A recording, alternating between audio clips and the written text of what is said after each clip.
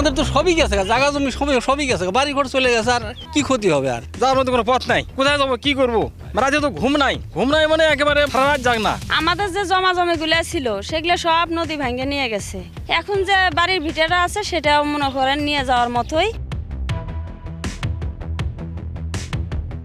মনে করেন চরে যা সম্পদ আছিল সম্পূর্ণ ভাঙ্গে চুরে গেল। এখন রাস্তাটা ভাঙ্গে যাইতেছে, আমাদের বাড়ি ঘর এখন সব ভাঙ্গে যাইতেছে।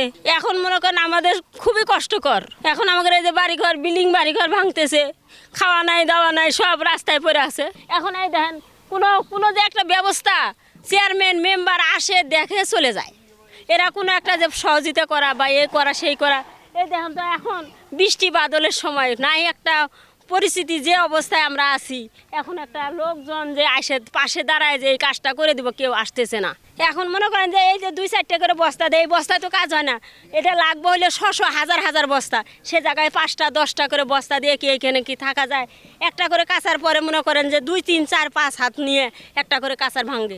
এখন ঘর টর সব ভাঙে, সারাটা রাত সবাই বসে বসে এই পাহারা দেয়।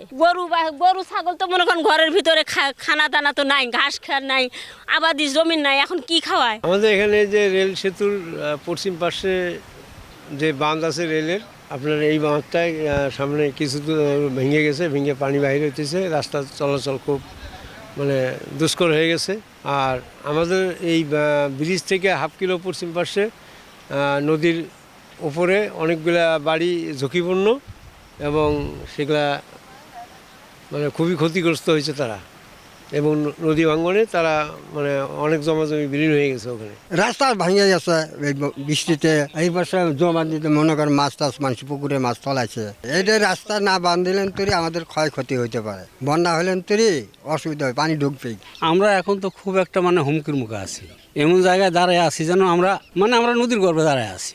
কোন সময় আমরা ঢলে পড়বো এটা আর বলা যাবে না। সরকার তো আমাদেরকে দেখতেছে, কিন্তু সেরকমভাবে দেখতেছে না। কারণ এই বাঁধটা যদি পুরোপুরি হতো তাহলে হয়তো বা আমরা নিস্তার পেতাম। আমাদের তো সবই গেছে, জায়গা জমি সবই গেছে, বাড়ি ঘর চলে গেছে, আর কি ক্ষতি হবে? আর ক্ষতি হওয়ার মতো কি আছে?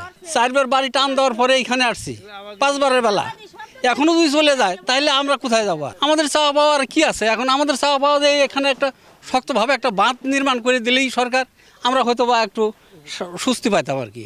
অবস্থা তো খুবই খারাপ দেখতেছি। পানি উন্নয়ন বোর্ড যেভাবে কাজ করতেছে খুব ধীর গতিতে কাজ করতেছে। এই ধীর গতিতে কাজ করার ফলে কোনো পরিবর্তন দেখা দিতেছে না, বরং আরও ক্ষতিগ্রস্ত হচ্ছে মানুষ। যদি এটা তড়িৎ গতিতে করা যেত তাহলে অনেক লোকজনের ভালো হইতো, ভাঙ্গন রোধ হইতো, যার জন্য এই সমস্যাগুলো হইতেছে। যদি বন্যাটা পুরোপুরি হয় তাহলে অনেক এই পুরো এলাকাটাই ক্ষতিগ্রস্ত হয়ে যাবে, এই এলাকার গ্রামটা ক্ষতিগ্রস্ত হয়ে যাবে।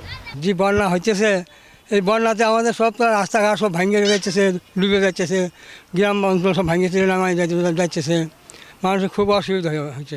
ইতিমধ্যে তো একবার বন্যা হয়ে খুব ক্ষতি হয়েছে, জমা সব ভাঙে চলে নদীর মধ্যে নেমে চলে গেছে, মানুষের খুব অভাব পড়ে গেছে।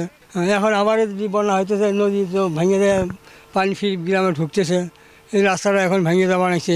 আর ভাঙলে গেলে যে গ্রামে কত ক্ষতি হবে, গরু বারো ছাগল বকরি নিয়ে মানুষ খুব সমস্যার মধ্যে পড়ে যাবে। আমাদের পরিস্থিতি খুব খারাপ। আমরা নদী এলাকায় নদী ভাঙে যাইতেছে, আমাদের এখনও বৃষ্টি না হইতে আমাদের বাড়িতে পানি উঠে গেছে, আমরা বাড়ি থেকে বাড়ি হতে পারতেছি না। এখন কি অবস্থায় আছি আমাদের দেখারও কোনো কেউ আসে না। চেয়ারম্যানেরাও তো এখনও এদিকে আসে না, দেখে না। সেদিন দেখে গেল একটু, তখন এত বন্যা ছিল না। এখন নাই বৃষ্টি আসছে, আমাদের এখন কেমন বাড়ি চলার অবস্থা আছে। আমাদের সব জমা জমি নদী এলাকায় আছে, নদীর মধ্যে সব পড়ে আছে। আমরা এখন খুব অসহায় পড়ে আছি। এখন আমাদের যে কি গতি হবে সেটা আল্লাহ ছাড়া আমাদের কেউ জানে না। কালকে তো যাই হোক একটু কম ছিল, কিন্তু যত বৃষ্টি হয় অতই আরও ভয়াবহ অবস্থা। এখন ঘরবাড়ি অলরেডি 3-4টা ভাঙা শুরু হয়েছে। এখন এরকমই যদি থাকে আগামীকাল আরও মনে করেন যে আরও ভিতরে ঢুকবে, আরও বাড়ি ঘর দেওয়ার টান দেওয়া লাগবে। এখন এদিকের মানুষ খুবই একটা বিপদে পড়ে আছে। এখন তো মনে করেন খুব ভয়ঙ্কর মধ্যে আছে, ভয়ঙ্কর মানে ভয়ঙ্কর আর শেষ নাই। হ্যাঁ, দেখা যায় আমার এই পাশে ডান পাশে মনে করেন নদী, আর নদীর কিনারে খাড়া আছে। আমার এই বাঁ পাশেই মনে করেন এই ঘর মানে খুলতেছি স্যার, আর কি বলবো, আর করার মধ্যে কিছু নাই। আমার তো এখন মানে অসহায়, খুব অসহায়। মানে আমি এখন কি করবো, নাই জায়গা জমি নাই, যাওয়ার মধ্যে কোনো পথ নাই, কোথায় যাবো, কি করবো? রাতে তো ঘুম নাই মানে একেবারে সারা রাত জাগ না। আপাতত আমরা নিজেরাই কিছু মানে কাজ করে বানাইছি, এখন তো ওরা তো ঈদের ছুটির জন্য ওরা তো অনেক দেরিতে আসবে, এই জন্য আমরা নিজেরাই এই কাজগুলি আপাতত ঘর কেমন রক্ষা করা যায় সেই আমরা চেষ্টা করতেছি আর কি। এর আগে মানে ফেলাইছিল কিছু ব্যাগ ফেলাইছিল, ওটা 20 ফিট করে একটা করে ব্যাগ, ওটা মানে 100 ব্যাগ দিছিল। হ্যাঁ, আর কিছু ব্যাগ আসছে এখন মানে ছোটো ব্যাগগুলো, ওই ব্যাগগুলি এখন ওরা কাজে লাগায় না, কিন্তু ঈদের জন্য ছুটি দিয়েছে। ওই ব্যাগগুলি আমরা কাজ নিজেরাই আমরা কাজ করে নিয়েছি। এই আমাদের চাওয়া দাবি কি আমাদের এই এলাকাটা যাতে ইনশাল্লাহ সেরকম মানে দীর্ঘ যাতে একটা কাজ হয়, মানে যাতে এদিকে আর নদী না আসে, মানে ওটি আমরা চাই যে দীর্ঘ যাতে কাজ হয়, যাতে নদী ভিতরে এদিকে না আসে আর কি। এখন অবস্থা আমাদের বাড়ি ঘর সব কিছু ভেঙে যাচ্ছে, কন্ট্রাক্টর যে কাজ নিচ্ছে নিয়ে তারপর ওনারা ঈদের ছুটি কাটাচ্ছে।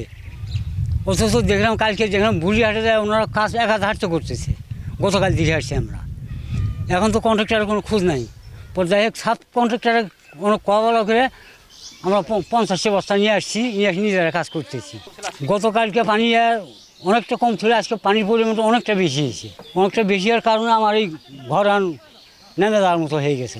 আমার ঘর তো এবারকার বোট না আসলে তো ঘর আমার এখান থেকে সরা রাখবে, সরার মধ্যে সরাই ঘরটা শুরু করি, মানুষ আমাকে জমি দেবো ঘর ওঠানোর জন্য, মানুষটা জমি দেবো না। উপজেলা চেয়ারম্যান আসছিল, আসে তো বলে গেছে, আমি তো কোনো কাজ পাচ্ছি না, আমরা কিছু তো করতেছে না। এর আসছিল তো দেখছি, আমাদের ইউনিয়ন চেয়ারম্যান তো আসেইনি কোনো দিন, একদিন শুধুমাত্র আসছিল, এসে খালি টহলে চলে গেছে।